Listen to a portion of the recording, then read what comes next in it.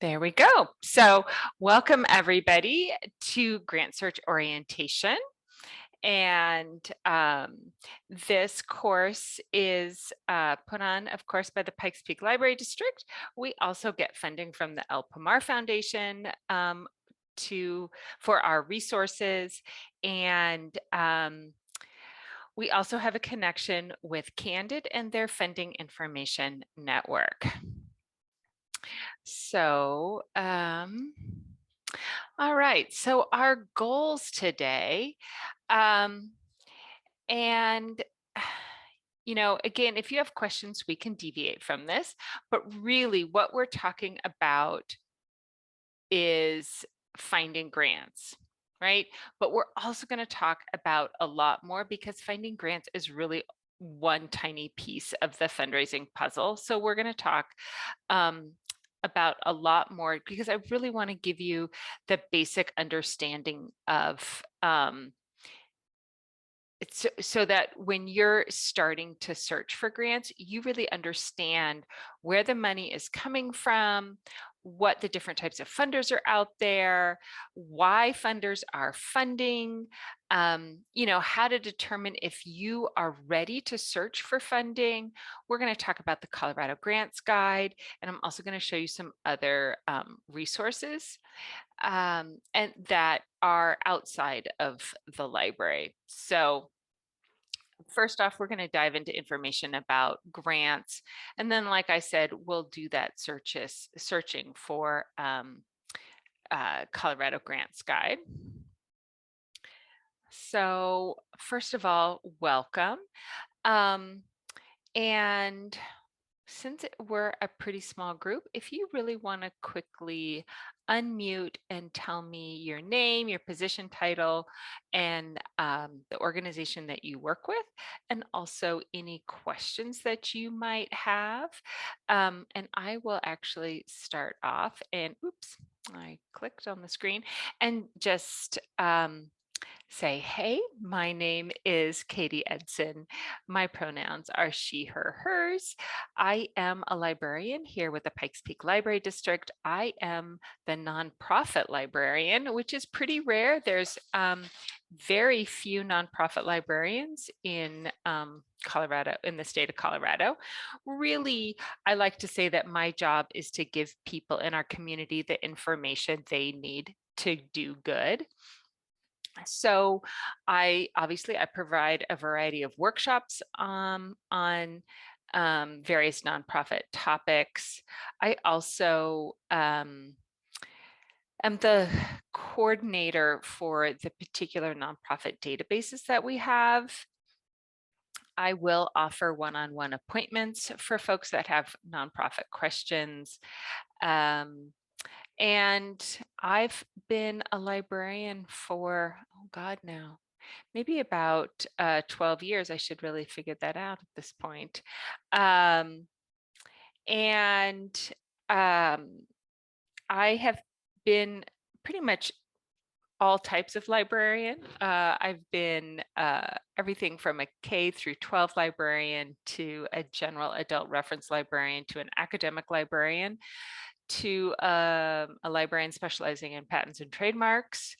And then I started working with faculty and staff on their grant searches back when I was at academic library. And now I am here. So my husband's retired Army. We have lived all over the world. And I'm really excited to be here in Colorado. And hoping to put down roots. We've been here for quite a number of years, but I feel like you never know. I might be moving again. So that's a really long introduction. You guys don't need to give any type of long introduction like that. But if you guys wouldn't mind real quick, and since I don't have my participant screen up, well, actually look at that. I can, let's see, Carol, would you be able to unmute and just really quick introduce yourself? Of course. My name is Carol Harvey. I work with Raining Hope Therapy Services, and I don't really have a title. I'm just helping her find find and apply for grants. Perfect. Perfect. Great. And the only other name I have is iPhone. So Oh, I'm sorry. that's I'm Diana Lopez Starkis. I am a partner and director of brand development for a company called Boss Defrost, which is a water conservation appliance for commercial food service. And I'm looking at applying for a grant, a large grant through Southern California here in a couple of weeks. So just wanting to learn more about grant writing, but then also with a longer frame picture of what it would be like to do this as my living. So I'm here for lots of different reasons for okay. my future as well. All right. Well, great. Well, welcome. And I think we lost somebody. So sometimes when I say it's being recorded, I do lose people. And I get that. We all have a million things to do. So welcome to you guys. I will say that I'm not going to specifically address grant writing today. I do have a class coming up on grant writing. Next month, October 17th, a grant writing basics class if you wanted to join in on that.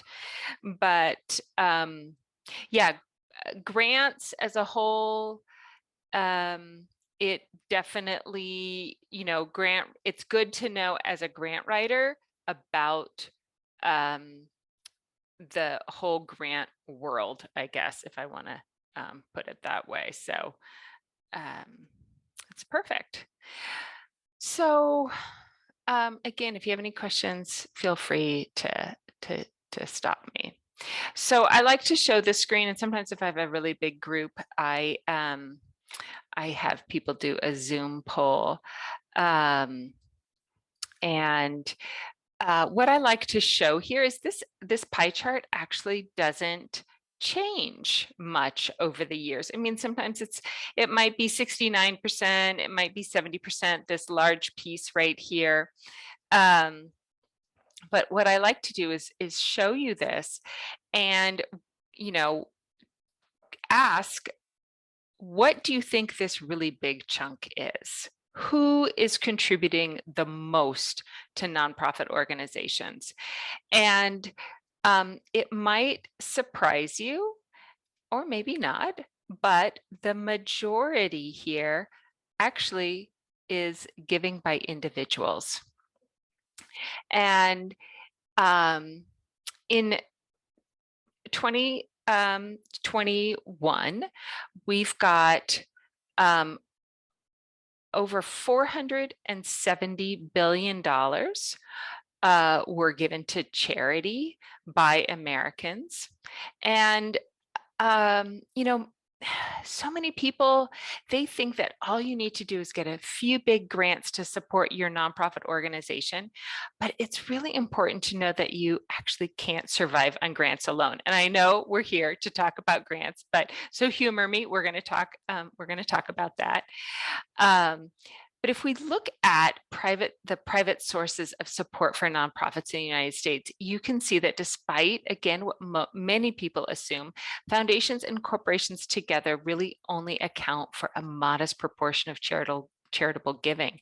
The vast majority of private giving comes from individuals, people like you and me who are giving to our churches and our favorite charities.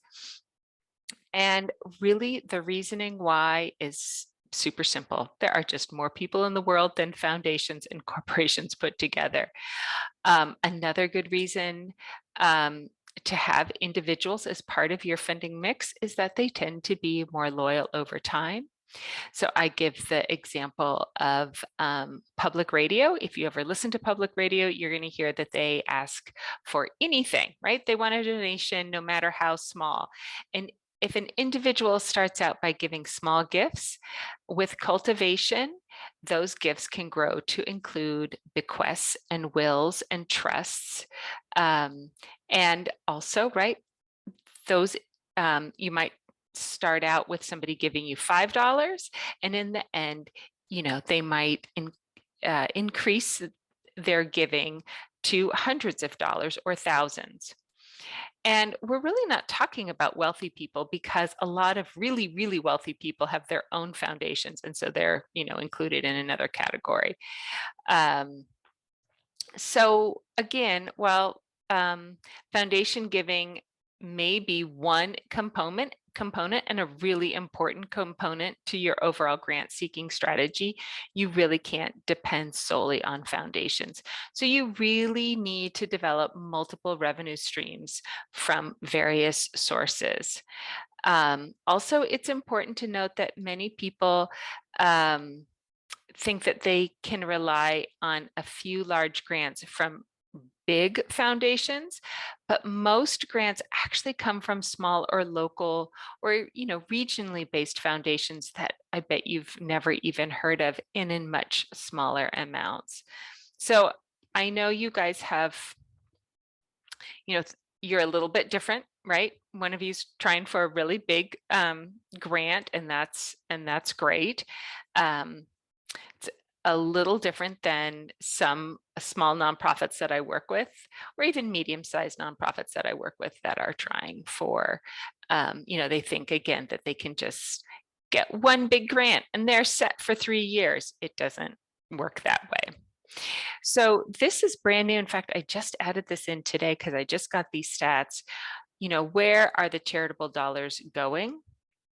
Well, if we are comparing this to last year, and I wish I had actually kept last year's stats because I thought that they were kind of interesting, because last year, arts, culture, and humanity, or I should say for 2021, that went down. And that was due in part to COVID because, right, we weren't going to the theater, we weren't buying tickets to the ballet. And so that dropped, but it's really exciting to see that it went up quite a bit.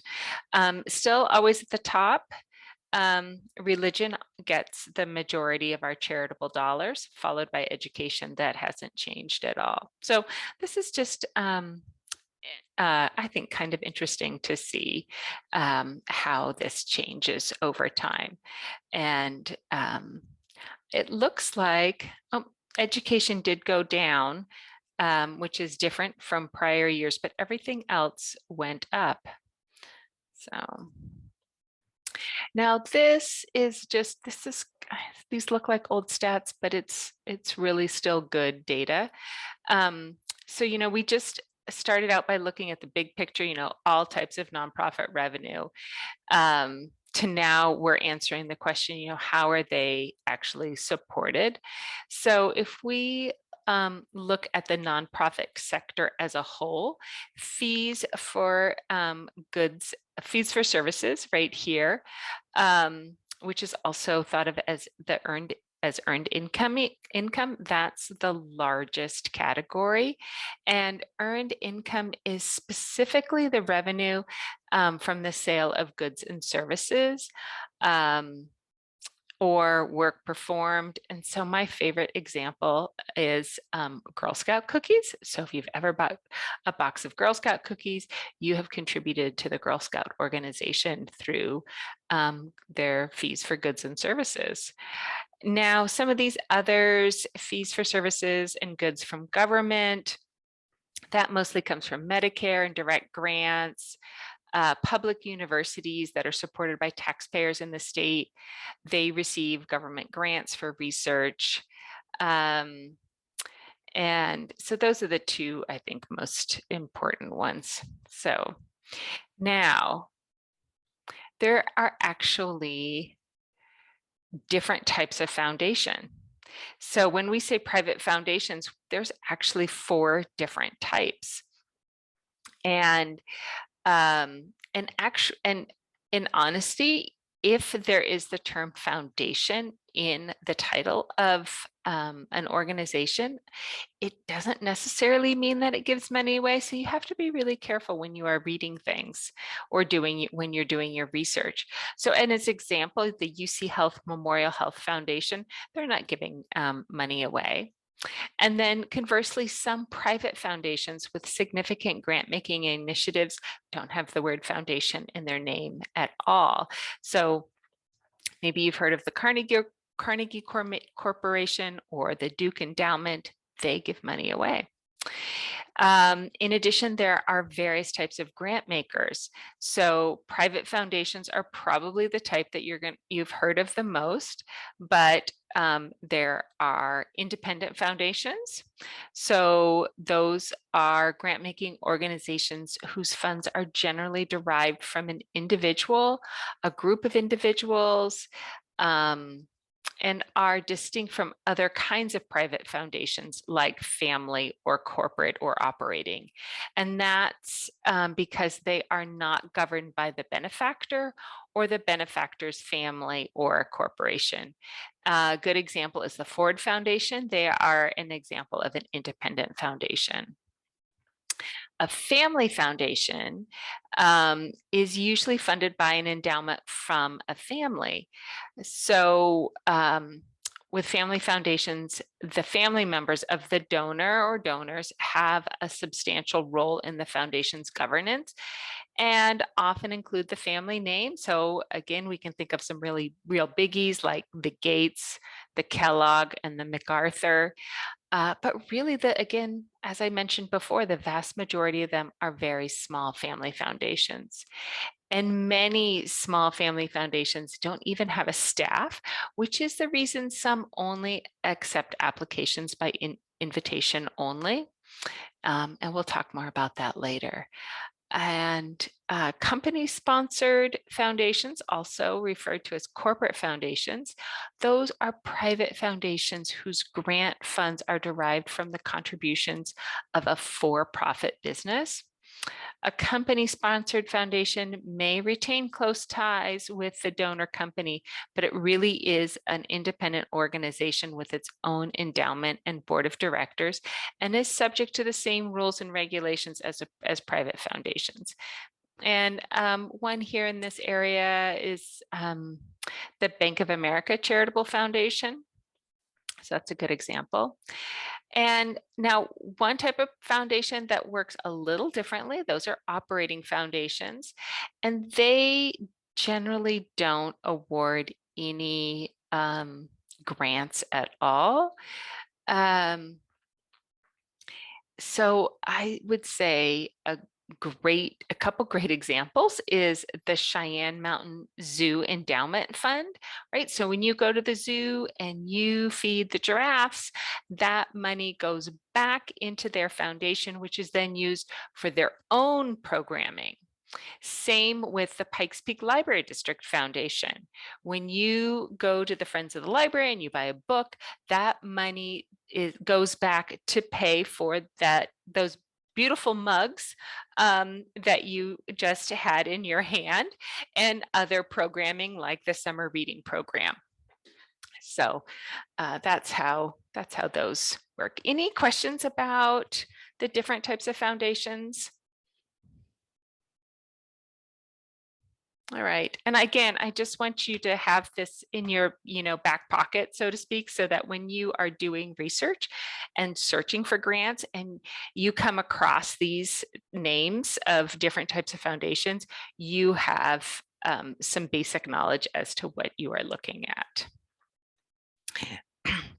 So we know about the different types of foundations you're going to be researching and approaching. So now let's really quick take a look at why they might want to fund, why are they giving away money? So first off, when the US government grants an organization tax exempt status, it expects the foundation to use its money to do good for society. And to make sure that happens, the government requires foundations to spend at least part of its assets each year for charitable purposes. That is a rule, and that is called the payout requirement, and it's generally 5%. Sometimes it's a little bit more depending on the foundation. So private foundations, like what I talked about on the previous slide and right here, they primarily want to fulfill their philanthropic goals and interests while supporting a variety of issues through some kind of objective process, right? So that's the grant application. Just remember that each foundation will have specific goals and interests, just like you do. So one of the main purposes of doing thorough research before you approach a potential funder, and that's going to help you better identify how you can align your goals and interests with theirs. Super, super important. And I'll go into great more detail about that. Grant-making public charities, right there in the middle, are very visible in the communities they serve and want to assist a wide variety of issues and population groups within those communities. They tend to be large churches, hospitals, medical research organizations that are like affiliated with hospitals and schools and colleges, universities, that type.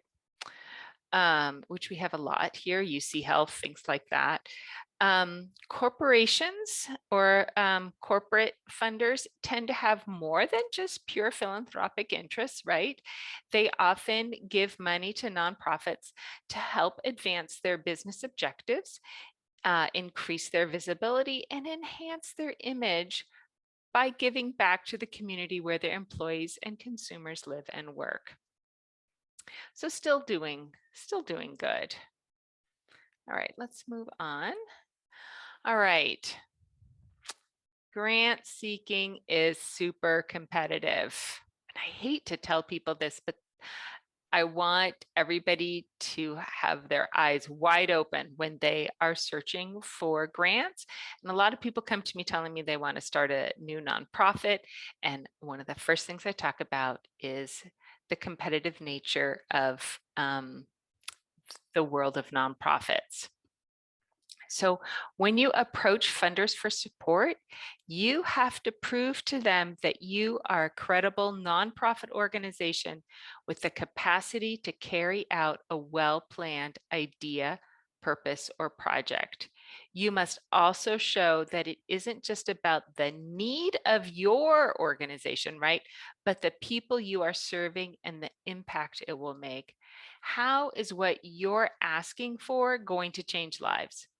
For example, if you're asking for money to renovate a building or hire new staff, what difference will that make in your community and to the people you serve?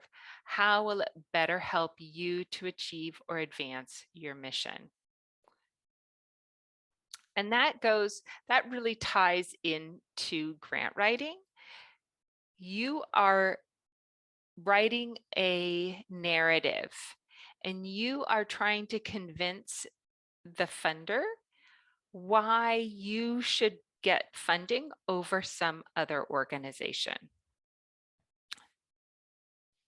So one of the first things in the process of evaluating prospective donors and their potential to give to your organization really entails an evaluation of your own organization's missions, priorities, and directions. Funding officials will first want to be certain that the purpose of a nonprofit organization or project, right, matches the funder's interests. Other issues that concern a funder and which help to establish an organization's credibility include, first and foremost, are you a legal nonprofit? Right? Foundations are required by the IRS to give to charitable organizations for charitable purposes. So one of the first things they need to know is, again, are you a legal nonprofit, which means do you have your 501c3 letter of determination? Foundations absolutely cannot give to your organization without it. There are a few so there's 29 different types of 501cs. 501c3 is the one that we hear of most of the time, but I have people coming to me that are 501c4s and 501c6s, and they're looking for funding. Private foundations can't give to those. You've got to be a 501c3. Now, states, corporations, the federal government, they can give to other types of organizations. So that is something just to think about as you are either doing your searching or writing your grants. So second, do you have a compelling mission that is compatible with the funder's focus areas? So finding out what this particular funder cares about and knowing how your mission and purpose align with the funder's interests is an essential part of grant seeking. Do you have strong leadership? One of the things many funders want to see is your list of board members, as well as some information on the knowledge and expertise of your key leaders and staff. Do you provide high quality programming that meets a need in the community? Again, you need to be able to demonstrate to a funder what you do is better than anyone else. What's your niche or added value to the field? To fully answer this question, you need to know who your competitors are, who's doing similar work as your organization, and then what's different about what you're bringing to the field or in your approach. What need are you responding to that isn't currently being addressed? You must be able to clearly identify and articulate your competitive edge. There's that competition piece again. You also need to demonstrate that what you're doing is having a measurable impact on the people you serve. A grant is an investment, and like any investment, the funder wants to see a high rate of return with low risk. And that's across the board, any type of funder. So, what does that really mean to you? Think about it. High rate of return means being able to demonstrate a measurable impact. And when we say investment, what is the funder investing in? They're investing in your organization, your mission, your solution, the people you serve, your community. The term low risk gets back to your credibility and your capacity to do the work. That's why they want to see a successful track record and a history of success. They would love to see a history of funding by other sources, and that could be governmental or it could be private. They want to know that you have a strong organizational and financial infrastructure, and that strong infrastructure is important in terms of capacity and, again, credibility. It lets the funder know you have the internal resources to get the job done and to manage the grant funds effectively and efficiently. They also want assurances that you have other investors as part of your funding mix and that you are not just relying solely on a grant for them for support. They want to see a strong and involved board, and they want to see committed volunteers. All really important. Any questions about all of that? I know that was a lot of information. Of course, everything I'm giving you is a lot of information. So again, stop me if you have any questions. So successfully raising funds from foundations and corporations require advanced preparation on your part. Oh, good. Okay. As with any research, it's vital that you do your homework, which includes collecting and organizing and analyzing the data you need. The more thorough you are, the better your chances for success. There are several important questions you should ask yourself as you get ready to begin the grant seeking process. And that is, what do I need funding for? And what do I need funding and what kind do I need? And in your handouts that you should have gotten from me this afternoon, one of them is a are you ready kind of handout that you can fill in to see if you're ready to start funding. And Okay. And so I recommend going through the handouts I gave you. There's probably way too much, but it's all great information and things to help you think through this process. So back to what funding you need to determine what you ultimately hope to obtain through private funding. So this means deciding which programs you need to fund and which of these programs take priority. Also, what kind of support do you need? Do you need general support, capital funds, in-kind gifts? Most funders are specific about the kinds of support they will and will not provide. Direct costs are the activities or items associated entirely with the project or program. This may include things like project materials, program staff salaries, whatever fees, but they all have to pertain only to the program. Indirect costs include items that are associated with running the organization as a whole, like administrative staff salaries, rent, utilities, office supplies. And I actually have a whole class just on the budgets for grants, and I go into great detail on that. You can calculate a percentage of these costs for your program. And again, I go into great detail about that. So now, how much do you need? You really need to understand the funding requirements to carry out your project successfully. You also must develop an overall fundraising plan. Since, like we discussed earlier, foundations will only be one source of funds for an organization's funding need. Now, timing. When do I need the funds? The entire process from the time you begin your research until the time you actually receive funding may take between 6 and 9 months, even as much as a year. So when considering a project for funding, make sure you don't choose one that's scheduled to start like next month. You must also give yourself enough time to conduct your research thoroughly. I've been doing some grant research for an organization I sit on a board for, and it's a lot of work, right? Finding prospective funders is a labor-intensive process that can't be accomplished on a lunch hour or during an afternoon. Many of you, well, we've got less now, but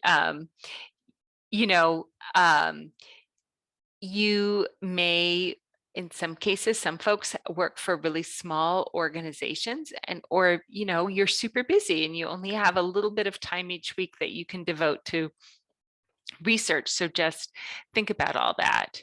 I recommend creating an annual timeline with your team, and I have a sample one in one of the handouts.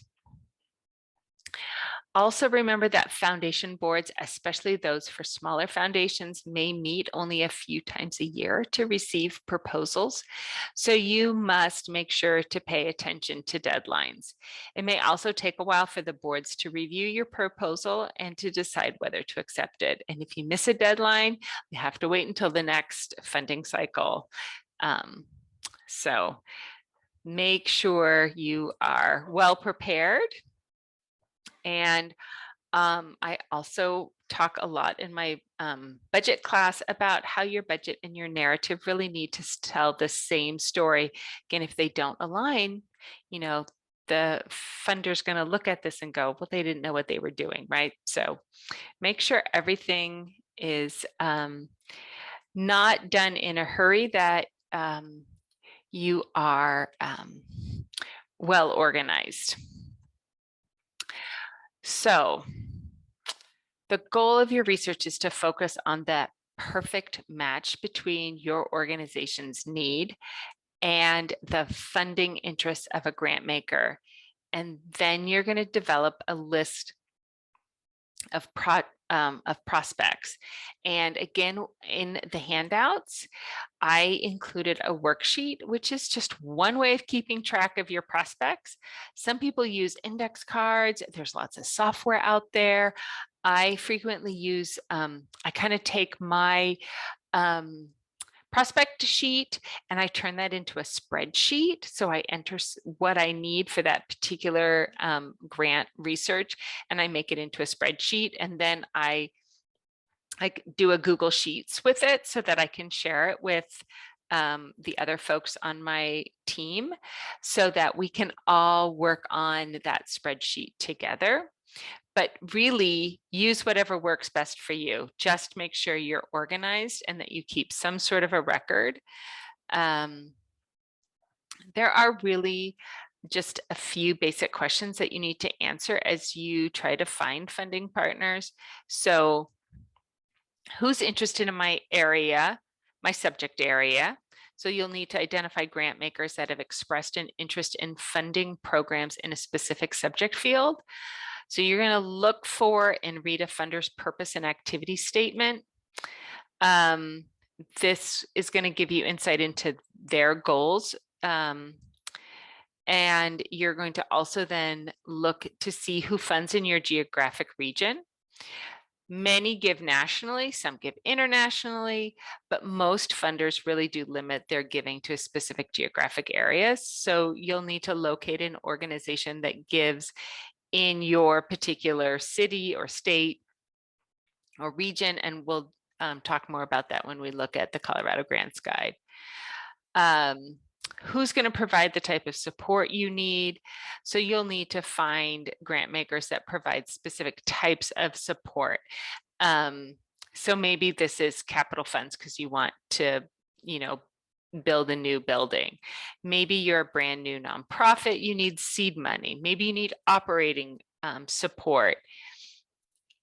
I will say that most of the time funding goes for program or project development, but you can definitely search looking for different types of support. Again, I'll point it out, but you really need to remember to pay particular attention to limitation statements. Does the potential funder have any criteria that would prohibit your organization from obtaining funding? Are there types of support the funder will not provide? These statements will also give you very specific geographic funding priorities and indicate whether or not a foundation is accepting proposals. So those are all really important. Like I said, we'll go through it when we look at Colorado Grants Guide. So again, I mentioned that I have this prospect worksheet. I think what's really good to also look at and to make note of is why a funder is not a good fit. So it could be like you're going through 25, 50, maybe even 100 prospective funders. And depending on how you search, you might run into those funders again. And you might think to yourself, God, why didn't I have this funder down before? And so it's really good sometimes just to have a note that you looked at this funder and they were not a good fit, and then say why. You really want to look for the right opportunities, and think about how not all grant opportunities are actually going to be right for you. You and your organization have limited time and resources. And as I mentioned before, it takes a long time to do research in sometimes. Also, if you receive a grant and then can't follow through with it, it can hurt your reputation and your future chances of funding. So make sure, again, you're finding just the right opportunity for you. Don't be a grant factory. And what I mean by that is don't apply for every single grant you see, right? You really want to be strategic. Only apply for those grants that are going to be a good fit for you and your organization. If you, applying for grants takes a lot of time and effort. And if you apply to every single one you see, you're wasting a lot of time. So I have these slides up just because, and I'm going to go through them real quick, but I'm going to show this live in a second. And this is just so that you have, because I'm going to send out my slides so that you have this. Basically, we're talking about the Colorado Grants Guide. I have another class coming up talking about Foundation Directory Online. This is what it will look like. You're going to be looking for Colorado Grants Guide. And this I need to update because, oh no, this is referring to Foundation Directory Online, so that's still accurate. Foundation Directory Online is only available in the Penrose Library, and it's a much larger grant-seeking database. It is one that I would recommend if you are doing, especially say international grant research, or really looking at multi-state. But what we're talking about right now, what we're going to go into in a minute, is Colorado Grants Guide. So this is what the new Colorado Grants Guide, they changed their platform just this year, and it's really nice, and I'm super excited by it. I also have a bunch of library guides. And so if you ever want to delve into more information about nonprofits, I highly recommend going into my guides because there is way too much information. Oh, all right, so let's get out of this real quick. And I'm going to go to ppld.org. And I'm hoping you can see this. One time I was doing this and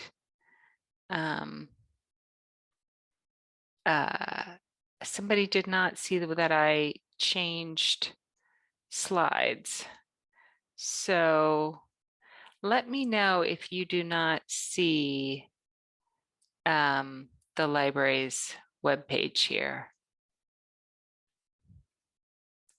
Perfect, thank you so much. All right, so you are welcome to follow along at home doing this if you have a library card, or if you just want to watch me and ask questions or just watch me, that's totally fine too. So we're at ppld.org, and right here, if you click on the research tab, there's two ways to get to our databases. You can always go to all databases, which is an alphabetical listing of every database the library gives you access to. I like to steer people to the nonprofit resources. It narrows your results, and maybe if you can't remember what the database was called, I have them listed here. So I've got some fall events coming up. But over here on the left-hand side, we've got a bunch of tabs, and right here we've got nonprofit databases. If we scroll down farther though, you get additional guides that I have available, as well as featured resources that I have. So if we click on nonprofit databases, we get the Colorado Grants Guide, and we get Foundation Directory Online. And we also get grants to individuals. Grants to individuals is for those people who are, say, independent artists or musicians or looking for scholarships. So that's not something that we're going to talk about today. Again, I have a class coming up later on this month on how to use Foundation Directory. And I did, in your handouts, you do have this beginners how to search using the Colorado Grants Guide.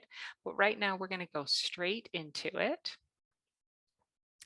And it's going to, because I'm at home and I like to replicate this, if you were at home, you should get this screen and you're going to put in your library card number and PIN. And not what I had in. All right. And so now you get the Colorado Grants Guide, and there's really, I would say, 3 different ways to search. You can search for just grants, just funders, or you can use this big search bar and type in a search, and it will search both grants and funders. I'm going to show you how to do it separately. So you also can right here put in, I'm looking for grants that support, or I'm looking for funders that support. Up here, we've got a user guide that provides some frequently asked questions, a glossary. You can submit feedback. So if you have a question, you find an error. I was working with somebody who has their own foundation and wanted to submit their own foundation to show up in Colorado Grants Guide. You can do that. So let's first just go to grants. Oh, and if you're wondering what's really the difference between searching grants and searching for funders, in Colorado Grants Guide, when you search grants, you're searching for grants that are available. So there are open grants we can search for open grants in a specific subject. When you search in funders, you are searching for funders who might have a good match with your organization. The difference is not all funders are going to have open grants, or they might be invitation only. Sometimes you might see in other grant seeking databases, instead of invitation only, it will say that they do not accept unsolicited proposals. But you might discover that that funder might still be a good match, and you're just going to have to go about contacting them in a different way.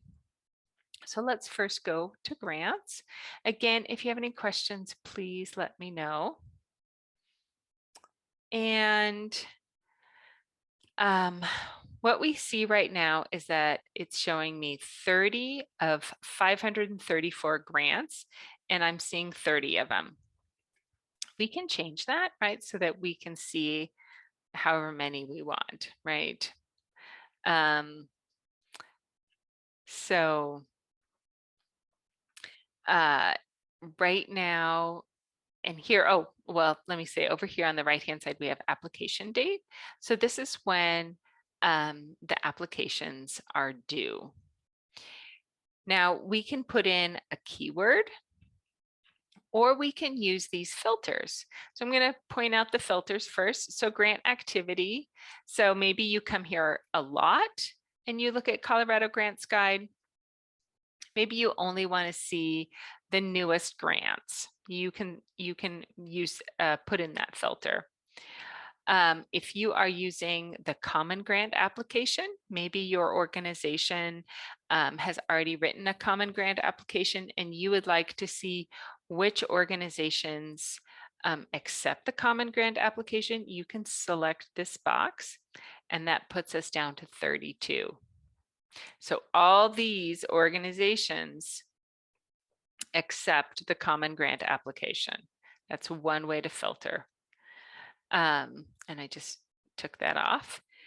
Application dates, maybe you're super organized and you know that you are looking for grants for your organization's fourth quarter. Well, you could put in a begin date and an end date. So that is an option.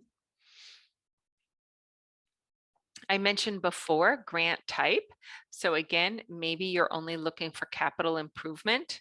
So if I select that, that puts us down to 78 grants have capital improvement grants available. But again, if I select project or program support, that puts us to 480. So that's still the majority. All right, so I'm not going to use that. These are the two that are the most important. So geographic focus. You can search international or national, but this really, as I mentioned before, is not the database for doing that. Because what it's going to do is search international. It's not going to break it down. If you're looking for grants for, I was helping somebody, as a matter of fact, for an orphanage they run in Africa, you want to use Foundation Directory that can pinpoint a specific area in Africa. What I would point out here is you could say Colorado statewide if you wanted. And that brings us down to 301. That's still a lot. You can do Metro Denver, or you can break it down by county. So you could come down here and say El Paso County. Maybe you're looking at El Paso County and Teller. You can do that. And that brings us to 35 grants. So that is an option that you can do. I'm actually going to just leave El Paso County. And then we can say area of interest. So what area of interest? And when you see these little carrots, it means that this is the parent. And when you select that, then you get the child below that. So maybe we're looking for, you run a dance studio in El Paso County and you're looking for a grant. So to me, that would fall under performing arts. And we would go up and we would have narrowed that down to 2 grants. Not a whole lot, but let's go ahead and look at these. So this is the Gould Foundation. So, but this is, we're going to go into the profile specifically for the grant.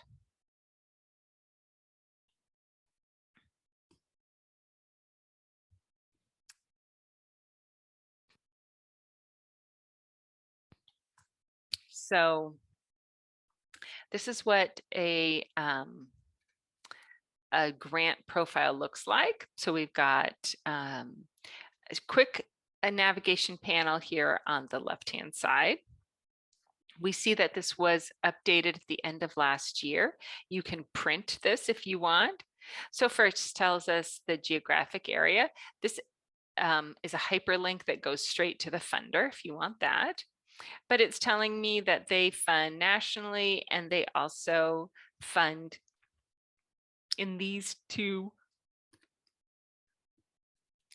counties.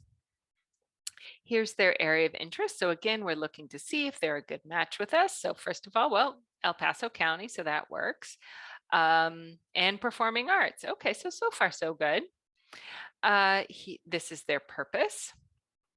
So they support a variety of organizations, including the arts, athletics, education, and health. Okay. They're accepting applications year round. Super awesome.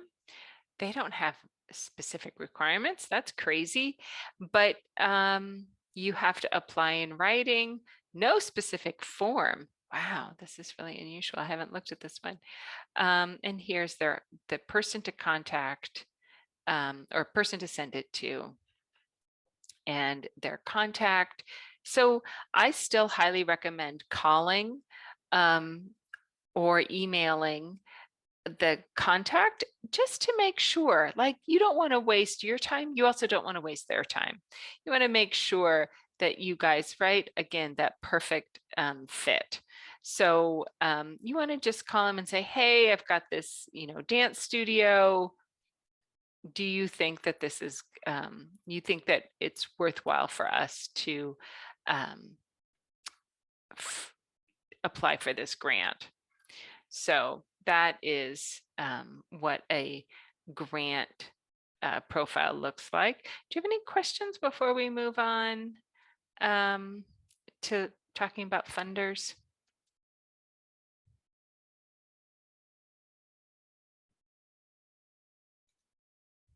Okay, perfect. So let's go to funders. And this takes a little bit of time, so it's loading all the funders. Just wait.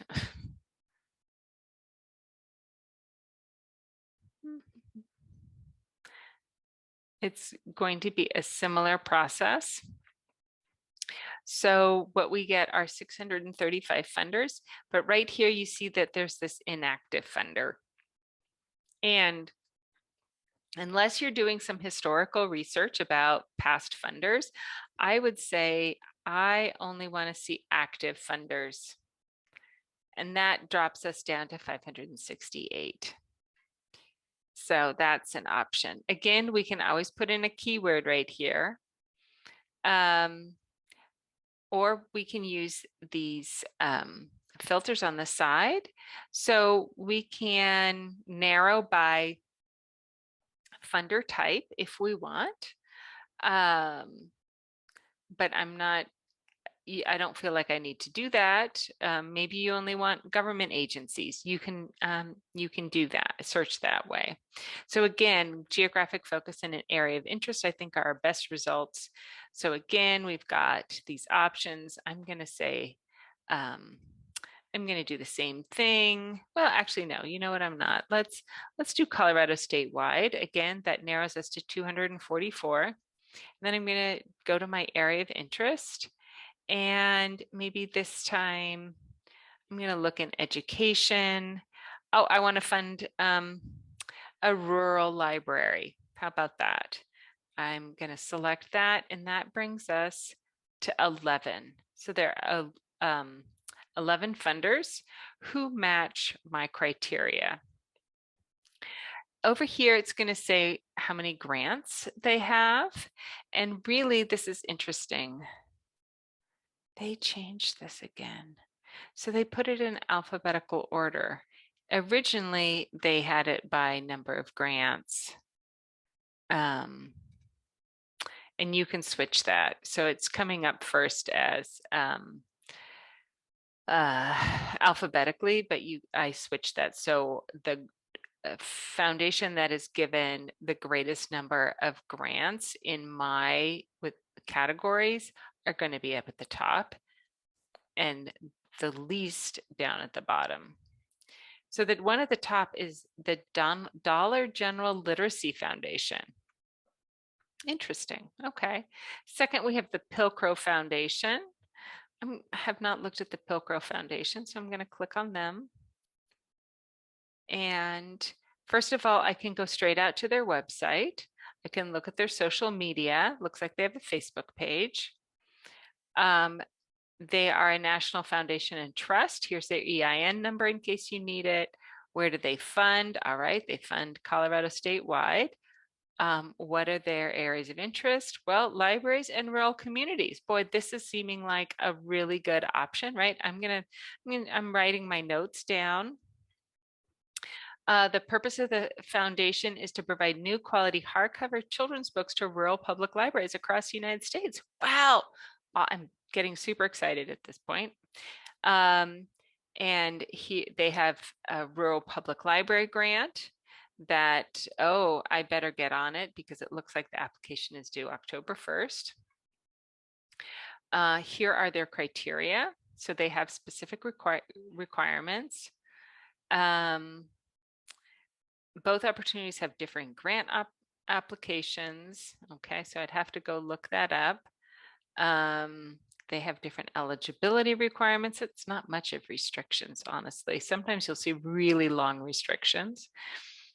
They're not showing me who has received any past, or maybe nobody in Colorado has received a grant from this funder. Otherwise, it would be listed here.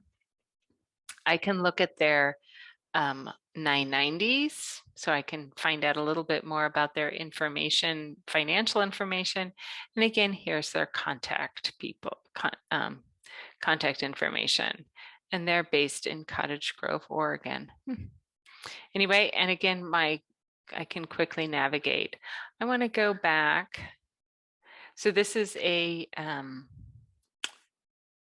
this comes up as a separate tab. So if I want to go back to my funders, and let's look at another funder. I just want to see. So, okay, past grantees. So in 2019, which is the most recent IRS data they're going to have, this is who received funding from this funder and for how much. So sometimes this is really good because you can look at who was funded And if you know these other organizations, and if you go, oh, I'm really similar to Kid Power of Colorado, then you think, well, I might have a better chance of getting funding because past funding is a great determination of future funding. So that is, oh, actually, let me go back because I want to show. So you can download your results in a spreadsheet form. And so this is how you would download that to an Excel.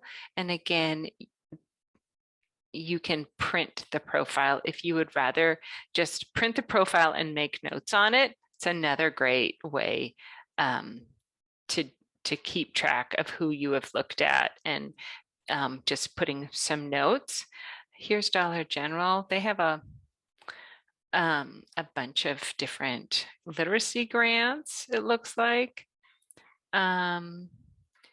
Restrictions. So your organization must be a nonprofit that's determined by the IRS. It's public library.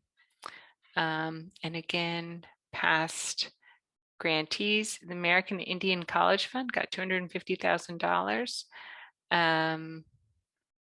Yeah, some charter schools. They've given 7 grants in Colorado. How much was awarded in Colorado? Again, go out and look at troll through their latest 990. So I don't know if you know, but used to be back in the day before we had these databases, that's what grant researchers used to do. They would go through 990 tax forms and get this same information. And what these databases are basically doing is doing that for you, scraping the data out of a 990 and putting it into a nice searchable format. So any questions? This is basically the Colorado Grants Guide. So if you wanted me to go over anything in this, if not, I will go back. All right, so let's go back here. So we talked about my library guide. So, I briefly mentioned those funders who require an invitation, or they will say they won't accept unsolicited proposals. It can be that searching for nonprofits, searching for grant dollars can be if you have a connection, who you know. You don't need to know someone to get a grant, but sometimes it really does help you get your foot in the door. And sometimes it's hard to get a face-to-face meeting with a funder before you actually apply for something. So especially COVID kind of really, threw a wrench in all that. So it can sometimes really help to use any context you may have to help set up meetings with funders or to make introductions. I really think that it's generally best to have these kinds of meetings before you submit an actual proposal. They can give you some really good information to put in the proposal. And also if you want to make sure that you're the one that's building the relationship and not because your board member is the one who has the contact, because a board member is going to roll off, you're going to stay. So you want to make sure that you are the one that, works that relationship.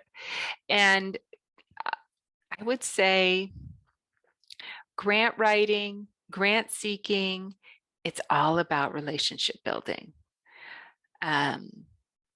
Because it's not your relationship with the funders not going to end the moment you get the check from them. It's going to continue. And so it's really important that you work and work on that relationship and keep it growing. So here's a few other little options to think about when you're searching for grants. You can always search corporate websites, and you can follow links to the About Us or company history or maybe community involvement. You could also use their search, a search bar if they have one, to look for grants or contributions. Sometimes their giving pages can be pretty hidden and difficult to find, so you might have to troll around on a corporate website. You can set up a Google alert. So maybe an organization you really think might be a good fit, but they don't have any open funding opportunities right now. You could sign up for a Google alert. And so whenever they post any new information, so that could be like they might post about a new funding opportunity, you would get that right into your inbox. I set one up for the El Pomar Foundation. And so I get news about the El Pomar Foundation whenever something comes out into my inbox.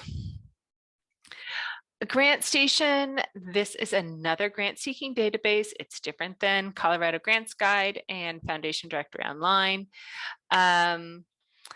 Sometimes you can get it discounted through TechSoup.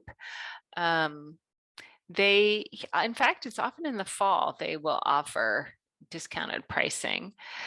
If you belong to Grant Professional Association, they often give it for free. So that's just another way to search for grants and another option. bcivic.org. So CRC America, they're the ones that run Colorado Grants Guide. They used to have a website, or part of their website, they used to list where have a list of businesses that were members of the 2% Club. The 2% Club is now known as bcivic.org, and that's businesses committed to investing and volunteering in the community. The 2% Club was an informal coalition of those CEOs who agreed to support and promote charitable giving through their company and encourage other companies and executives to get involved in communities. They became a formal 501c3, I think it was like 2016 or something like that. But if you go to their website, a directory of members can be found. So again, you're looking for maybe a corporation that might be a good fit for your organization. Good 360, kind of neat. It allows nonprofits to register for gifts in kind and direct donations from store locations. So I don't know, maybe you run a homeless shelter and you're looking for donations of toothbrushes. You find out that Walgreens is got a box of stuff and you go and pick it up. There's regulations like you can't sell it and things like that. And you might find, and you can only take what they give you, but it's going to be somehow related to your needs. So probably in that box of donations are some toothbrushes. So gifts in kind. All right, we're getting here towards the end. So you've done all this homework, you've done all this research. What do you do next? A lot of funders don't want the full proposal off the bat. They will typically tell you what they want. And that was, I think we kind of saw that in Colorado Grants Guide. Most of the time, funders want a letter of intent or a letter of inquiry, that's called an LOI, as their initial approach. And it's usually kind of like a 2-page mini version of your proposal. It all depends, though. Different grants, when you write them, are going to be longer or shorter. So that quote, 2 pages is just an estimation. When you make an initial approach, you really kind of want to have most of your proposal written ahead of time. And you want to maybe give them a call. You can write an email, but you're really thinking about how you're making this initial contact and what are you going to say to them. And I've included like how to craft your elevator pitch. And that's just a way to work through and think about how to succinctly put your organization's needs into a nice few minute talk. So, if you pick up the phone, you can give them that quick elevator pitch and see what their interest might be and see if they would want to see your LOI. And then from that point, can I submit a full proposal? What are your requirements? Things like that. So, if you do get a green light, you can maybe tailor your proposal a little bit more after you've had some conversations with the funder, and then get it to them. I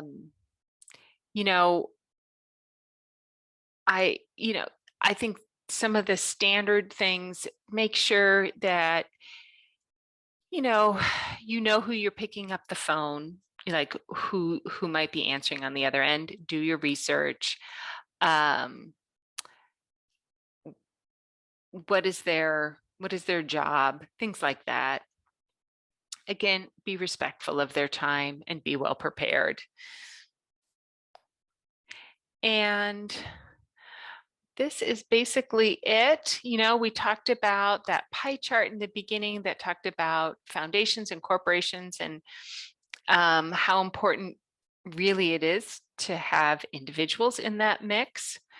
That grants are really important, but don't rely on them completely. I've had people come to me because they've relied on one source of funding, and then that one source dries up. Then where are they?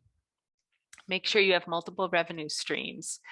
I've mentioned I've got other workshops that I have coming up. Look for that compelling match between what you're asking for and the funder's interests and motivations. Make that super convincing argument based on what's in it for them and your constituents, not just what's in it for you. And of course, we talked about the importance of being well prepared. And